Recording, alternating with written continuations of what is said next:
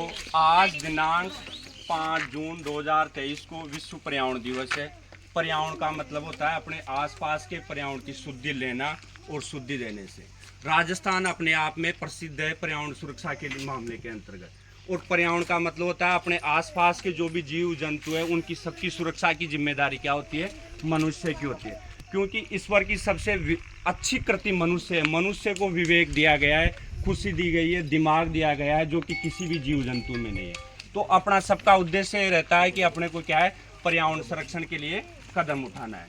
और पर्यावरण संरक्षण के लिए अभी देखो, राजस्थान का सब जगह पर्यावरण के अंतर्गत अच्छा इतिहास रहा है। ये आप लोगों को सर्वविदित भी है, आप लोग पढ़े हुए भी हो, आपको पता है कि पर्यावरण के देखो पृथ्वी के विनाश के सबसे बड़े कारणों में है CO2 का बढ़ना, कार्बन डाइऑक्साइड का बढ़ना। अब तक इतिहास उठा के देखोगे कि पृथ्वी का 7 बार विनाश हुआ है। अपने इतिहास में उठा के देखोगे ना, ऋग्वेद काल से, तो 7 बार विनाश हुआ। उसका सबसे बड़ा कारण हुआ है CO2 का बढ़ना। और अभी आप देख सकते हो हाल ही में महामारियों का आना, ये सब क्या है, पर्यावरण विनाश के सबसे बड़े कारणों में। ऐसे में वर्षा देखो, अभी टाइम नहीं है वर्षा का, फिर भी बरसात हो रही है।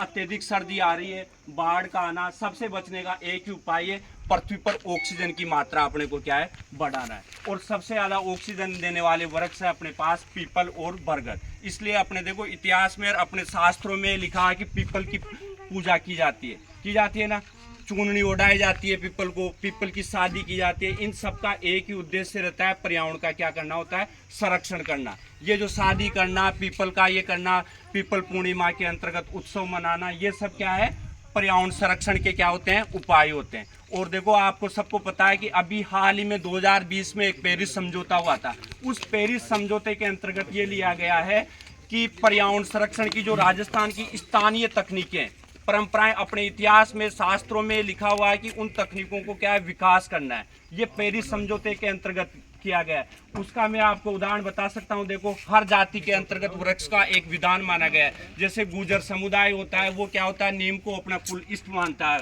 अपने पर। इसी प्रकार जो रेबारी होते हैं, रेबारी जो ऊँटों के जो बच्चे होते हैं उनको अपने बच्चों की तरह मानते हैं। उसी प्रकार विष्णुई समाज होता है, वो क्या होता है, हिरण के अंतर्गत और वृक्षों में क्या ढूंढता है, अपना इष्ट देखता है। और इसी प्रकार जाटों का इतिहास देखोगे ना, तो जाटों ने पर्यावरण संरक्षण के लिए, प्रकृति के लिए देखो कई बलिदान दिए हैं। और सबको पता है विजयादशमी तेजादशमी मनाई जाती है।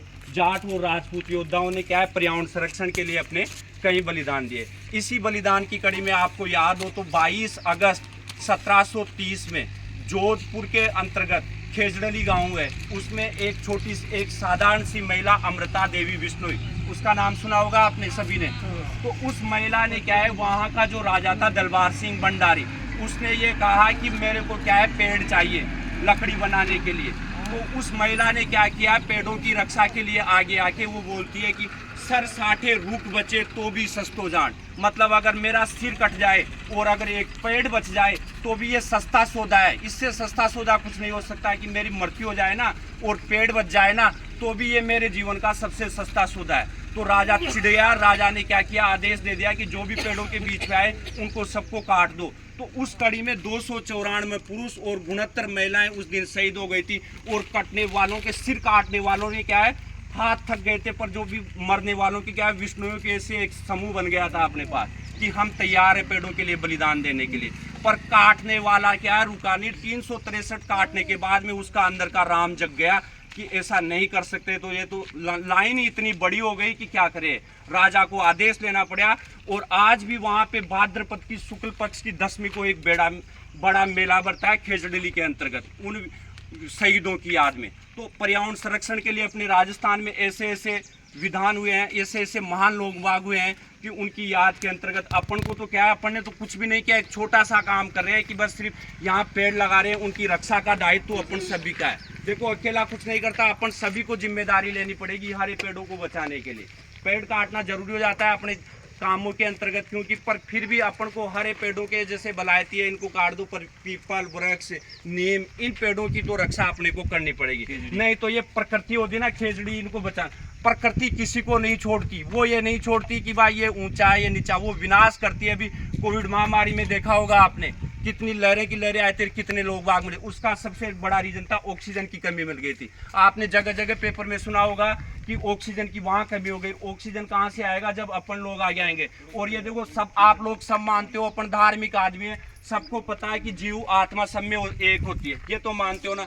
जब अपना घर छूट जाता है एक दिन के लिए, एक दिन अपने को घर से बाहर निकाल देते ना, तो अपनी हालत खराब हो जाती है। वैसे ये देखो, तोता, यहाँ मोर है, इनका पेड़ों को काटने के बाद में इनकी वास्तविकता में हालत ऐसी ही होती है कि मेरा घर कहाँ है। और मनुष्य को क्यों बनाया ईश्वर ने?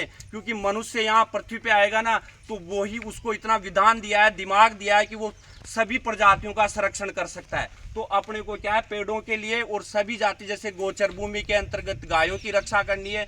ये जो तेजादशमीर अपन मनाते हैं, इनका मतलब ये नहीं कि भाई मेढ़े की याद होती है। इनका मुख्य उद्देश्य होता है कि कोई भी आवारा पशु है, जीव जंतु है, उनकी रक्षा के लिए मनुष्य क्या कर सकता है, यही है।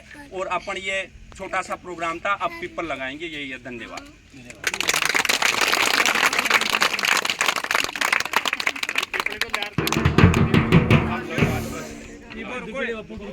एक पीपली की फोटो ले लो, दिखा दो एक।